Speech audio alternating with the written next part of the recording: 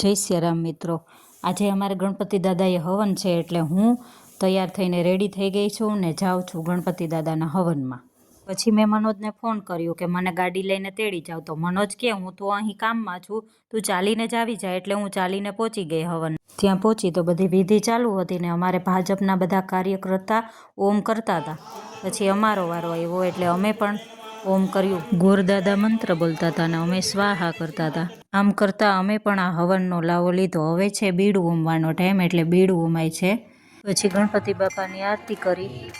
આ ગ્રુપના બધા સભ્યોએ આ હવનમાં લાવો લીધો અને બધાય હવે જાય છે જમવા. અમે જો રસોડાની રસોઈ ચાલુ જ છે ને મનોજ અહીં કામમાં હતા આજે સવારના, એટલે એ બધું પીરસતા હતા અને અમે પછી બધાય જમવા બેઠા. જો આ છે અમારી થાળી. મસ્ત મજાની રસોઈ હતી ને અમને બધાને ભૂખ પણ લાગી હતી, તો અમે બધાય બેસી ગયા જમવા. હાટકેશ્વર ફર્યું પણ ગોકુલધામ સોસાયટી જેવું જ છે. અહીં અમારે બધાને સંપ બહુ છે અને અહીં બધા યારે મજા પણ બહુ આવે. હવે અમારા ગ્રુપના સભ્યો બધા જમવા બેસી ગયા છે ને છેલ્લે છોકરાઓ બેઠા. જો હાટકેશ્વરના યુવક મંડળે ખૂબ જ સરસ ધ્યાન આપ્યું એટલે અમારે સરસ મજાનું થઈ ગયું હવન ને જમણવાર.